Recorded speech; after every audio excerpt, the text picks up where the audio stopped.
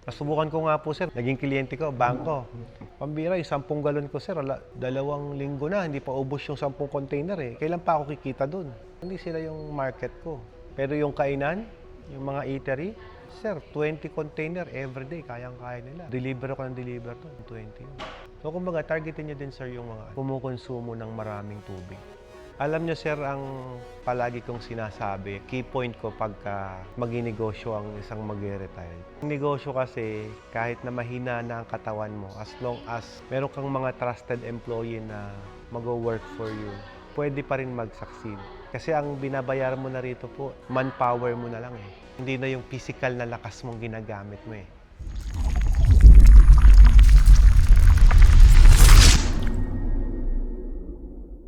Yung water, magkano yung water softener nyo? Yung fully automatic ha? Fully, ako bibigay ng manual si sir. 45,000? Hindi, yung fully automatic ibigay mo, 10 by 54. Buong bahay mo, sir, filter, condition water siya. Susunod. Sir, imagine mo, sir, pwede ka bumili ng motor sa labas, kaya lang magbabayad ka ng installation sa akin yan. Sa akin kasi binili, libre installation. So, sir, ganito po yan. May motor, tapos paglabas sa motor pump noon, ibubuga dyan sa bladder tank mo. Ang bladder tank po, kung saan pumasok ang tubig, doon din lalabas. So, wala po siyang residue na naiiwan. Di ba ang mga usually tanke, ang butas yan 4. Inlet, outlet, drain, tsaka sa pressure. Ganun kadami butas ng tanke. Sa sobrang daming fittings noon, doon pa nagkakaproblema kung minsan. So ito, kung saan pumasok yung tubig, doon din lalabas. So paglabas po niyan, doon papasok ngayon sa water conditioner mo, sa softener. Lahat ng dadaan sa softener mo, may ionic exchange yun, lahat yun madulas, masarap iligo. Ano ang naiingatan? Kung may heater ka sa bahay, syempre tatagal ang buhay ng heater mo. Kasi yung heater, kapag pinapainit po niya yung unconditioned water, nagkakaroon siya ng mga puti-puti sa loob. Yun ang nagkakos ng malakas na konsumo ng kuryente. Pangalawa, alam niyo yung nagkukulay sa toilet bowl na minsan pula, minsan di ba? Mawawala yung mga yon. Mawawala lahat yon. Sa tiles mo, ganun din. Yung mga nagmamantya sa tiles, granite. Pag naghugas ka ng kotse mo, di ba? Pagka hinugasan mo, matutuyo siya, mag-spot-spot ng puti. Mawawala lahat yon, ma'am, kapag ka-condition yung tubig. Sa basong ganito, for example, di ba, pansin mo, pag hindi mo natuyo, namumuti-muti yan, kailangan punasan mo. Di ba? Kita mo, yung baso ko, walang spot, oh. Oh, walang spot. Malamig lang eh, kaya hindi mo kita eh. Pero wala siyang mga puti-puti na yung hindi napunasan. So, yun yung mga nawawala. Tapos, sir, maganda po sa buhok yan. Condition water. Para ka na may lotion. Sabay hawak si sir. Wala lang. Sir, malapit na rin ako, oh. Kakamotor ko, helmet kasi ako ng helmet eh. So, ayun po yung mga benepisyo na meron. Ma'am, ang bahay natin, ang mamahal ng mga stainless faucet natin. Alam mo yun? Di ba? Stainless sink, ang mahal. Tapos kakainin lang po ng kalawang, kakainin ng puti-puti. So, imagine mo yun. Kung titignan mo yung bahay mo, ang mahal ng investment mo, pero hindi mo pinoprotektahan ng centralized water system. Yan ang nami-mislook ng iba eh. Kahit man sila architect, sila engineer, kung minsan hindi nagre-recommenda, di ba? Nowadays, ang pangit mo ng water source. But I have some friends na kumukontrata ng bahay, ini-include na nila yun. Ini-include na. Alfred, lagyan mo na tong bahay na to kasi para satisfied sila. Ganon. Hindi, ang gawin mo, ate, ilista mo yung mga kailangan ni sir para sa buong bahay niya sa Cavite. Para minsan Isang deliver. Tama. O, di ba meron yung water softener. Kukuha ka ng water softener. Lista mo, ate. Ma'am, nako. Tagasunod lang. Kikinis yung balat mo lalo. Alam mo dati, nung masipag pa ako mag-demo ng mga produkto ko, hinuhugasan ko yung kamay ng mga customer ko. Hugasan ko yung kamay mong ganyan, sa soft water. Tapos ito, hugasan ko din, pero hindi dun sa soft water, sa tap water. Pag pinag-combine mong ganun, maputi yung isa eh. Ganun po yung effect nun eh. Natatanggal lahat yun. Salad master yata yung kaldero mo, ma'am eh. Yun o. Tingnan mo, kalating milyon yung kaldero mo. Tapos, ang pinanghuhugas mo, tap water. Alam mo, ma'am, pumasok kami sa water system because of mamahaling kaldero. Crazy, no? Totoo yun. Kasi dati, ma'am, sa Pilipinas, hindi naman yung tubig iniinom natin sa tap water eh. Malinis yung tubig sa atin sa Pilipinas eh. Lahat tayo umiinom sa balon, umiinom sa poso. Diba? Oo na. Ako, inabot ko pa yun, sir. Inabot ko pa kasi sa Bulacan kami, maganda tubig namin eh. Sa tinatawag Barangay Gitna, Tibagan, Bus, Bulacan. Maganda tubig namin doon. May rap pa kami, may sapa. So yung deep well namin, masarap inumin, okay naman. Kaya lang po, nung medyo pangit na yung source, nagkakaroon na kami ng diarrhea and whatsoever, yun na, stop na kami ng pag-inom dyan. Pero before that, kung narinig nyo yung Salad Master, di ba, meron nga kayo nun, Berghoff, Ultra Demand, MacGen, ano pa ba? Ano pa ba yung mahaling kaldero? Yung MacGen kasi yun yung may ginto yung may 24 karat gold na kaldero yung mga limited edition, ano. So, kaya po na-invento yung mga yan, yung mga filtration sa buong bahay because of those companies. Kasi yung mga pinoprotektahan nila yung kaldero na namumuti. Ang pangit kasi, isipin mo ang mahal ng Salad Master tapos mamumuti lang after mong gamitin. Nawawala yung kintab niya. So, ikaw naman, metal polish ka ng metal polish, ginagamit. Babalik ba? Babalik pero after mong hugasan ulit, ganoon ulit. Kahit paano may protection. Yung binebenta ko sa inyo na, yung 57,000, binebenta ng 200,000 yan. Punta ka, I don't know kung meron pa si Ultra Demand or si Berghoff. Inabot namin yan kay Berghoff Sabi ko ba, dalawang filter na ganon, 200,000. Ngayon, binibili mo sa akin, magkano? 57K. Buong bahay mo malinis. For me, kung sa Cavite, wala tayong issues sa marketing. Wala tayong issues sa pwedeng maging customer. Pag makapalang populasyon, mas malaki ang chances kumita ang isang negosyo. Sabra kasi, yung mga remote area doon, medyo konti ang magiging consumer mo doon. Pero nasa iyo kung saan mo gustong itayo. Sabi ko nga, minsan kasi yung nagtatayo ng negosyong to, minsan mission na lang. Gusto mo makapagbigay ng malinis sa tubig. Pero kung gusto mo pagkakitaan, syempre dapat doon sa medyo may makapalang population. Ang recommendation ko, i-observe mo saan ba maraming tao. Ngayon, kung maraming tao doon, kahit may water station na doon, it doesn't matter. Kasi yung sa daming tao, marami pa rin po ang naghahangad na kumuha ng malinis sa tubig. Pero kung manipis ang population ng tao, siyempre, sino po ang magiging customer doon? You might consider. Nabanggit ko kasi yung sa Molino, sa Adas. Di ba, i-demo pa natin yung... May bahay na ako kasi yung dati sa girlfriend. Pero hindi na namin pinatirhan. Yun nga kaya kung once na i-demo ko yun, balak ko nga, it's either pa tayo ng Water station, no? Apartment na paupahan. Tingin ko ang ilagay mo doon, sir, ganito. Kung paupahan nyo, ilang butas po ba yan?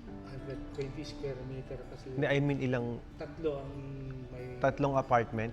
Oo, na tatlong unit ang pwedeng 2 or 3 units na apartment lang. Pag kasi pinarentahan mo na ng apartment yon ng residential, mahirapan ka na magpaalis ng tao pagka gusto mong gawing negosyo, yung isang slot. Kung i-imagine mo, sir, no?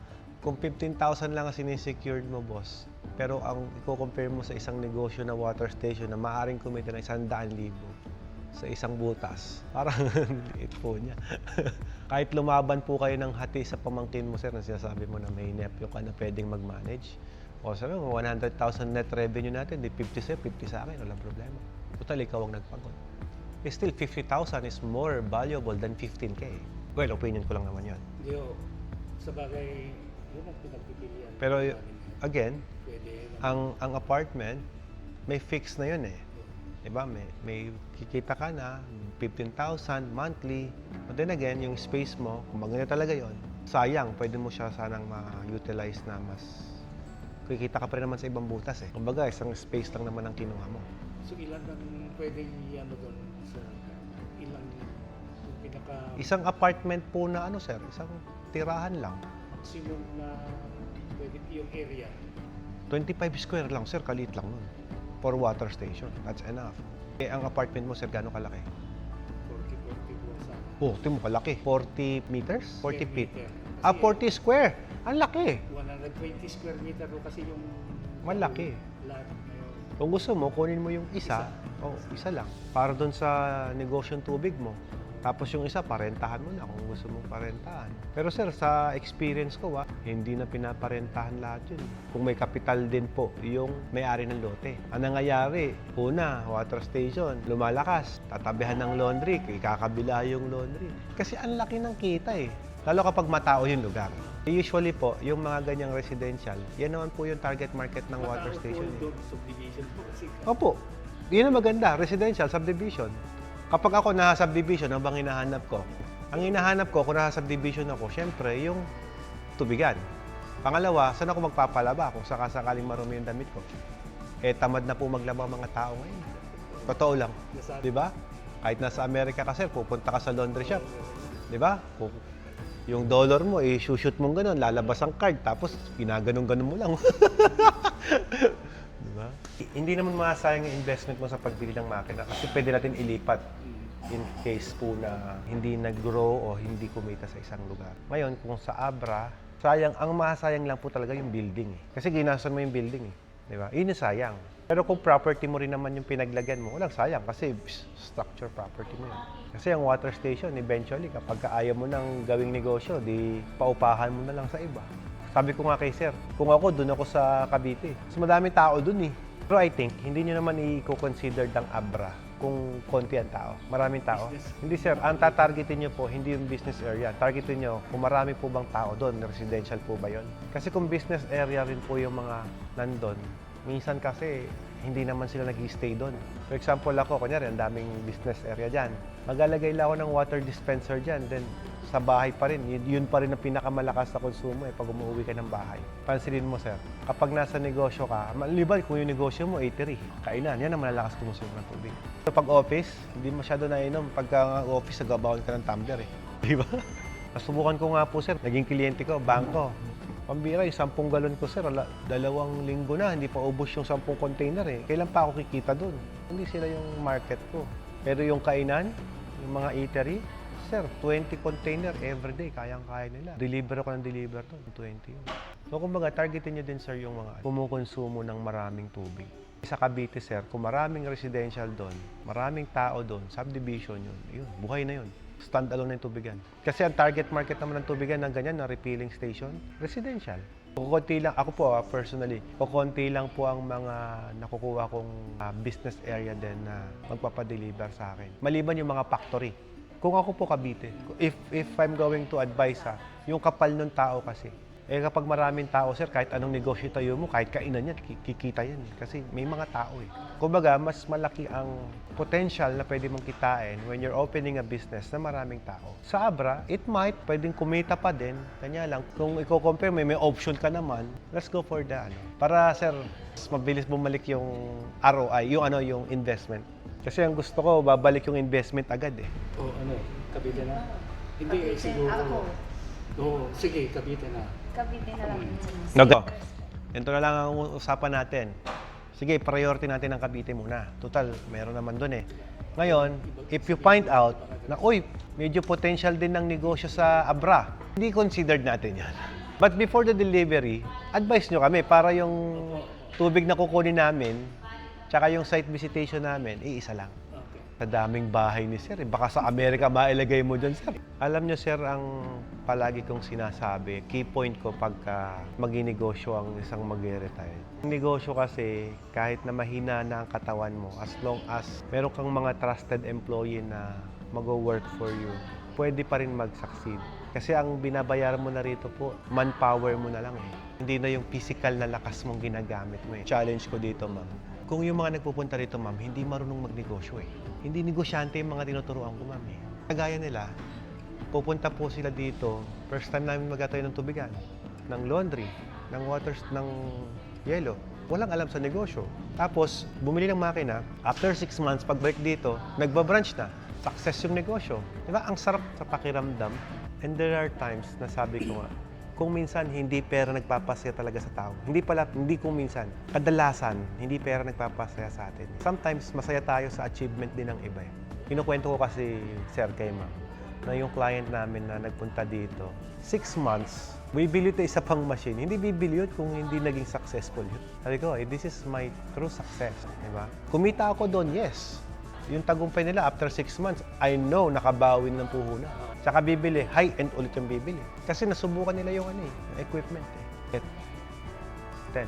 Pero sir, kung may extra budget ka for the business, I will go for 10. 300,000 difference eh. Kasi iba yung system nito. Kunyari, ikaw sir, nawasa ka. Itong reject water, nare-recycled ko pa pag ito. Yung 9, hindi na. Pag dumaan doon, kung ano yung reject nun, tapon lahat yun. Yun yung difference ito. Kapag efficient ang makina, dahil instead na itatapon, nare-recycle pa nila, mas lumaki ang kita. Pag lumalaki ang revenue, sir, mas mabilis bumawi ang puhunan. Asosasyon ng subdivision na yung tubig, doon din namin kukunin. Yes. Gustong-gusto nila yun, may benta sila eh. Yung yung water supplier ninyo, gusto nila yon. Pag gagawin naman, ang re-recommend ako, ito. Kasi binibili mo yung kada litro ng tubig mo eh. Binibili mo eh. Hindi ka naman kumukuha sa ilalim ng lupa eh. Pag kumukuha ka, ito sir, pag ikaw naka-deep well, I will recommend yung package na yun. Kasi ano ka naman eh, free naman yung tubig na nakukuha mo eh. Gets mo, libre. Pero kung binibili mo, kada litro ng tubig mo, kada cubic metric ng tubig mo, binabayaran mo yon, I will go for package din. Bakit? Kasi yung mga tubig na instant na itatapon mo, nare-recycle mo. Gagawang pang product ulit. Mayroon yung time, sir, na kayo ang ng deep well? Dati, Hindi na kayo. dati ginagawa ko po na ako yung nag-deep well. Pero ngayon po kasi, hindi na kaya ng panahon ko. Kung minsan nga sir, pati pagkuha ng sapatos ko, hindi ko magawa eh. Sobrang busy. Kasi yun ho ang hirap. Kasi pag brownout, sabi ng supply ng tubig ko sa amin eh. Correct. Ganun lang. Correct. Kaya kung may sarili kang deep well, Better. opo, pwede kang solar. Kahit di solar, basta may deep well ka. Ang importante kasi meron kang ipaprocess na tubig eh. Yun ang importante eh. Kano kaya ang budget mo pag ikaw ang mag-deep well na?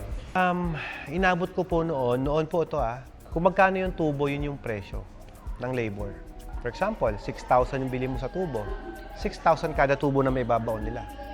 Multiply by 2. So for example, ganito. Kasi yung mahaling tubo nasa 4,000 eh. Yung didos, 4,000. Yung tinatawag na super pipe. Matibay yun, ginagamit na pang yun eh. Pang mueli ng sakyan yun. Pang sobrang kapal nun. Yun, 4,000.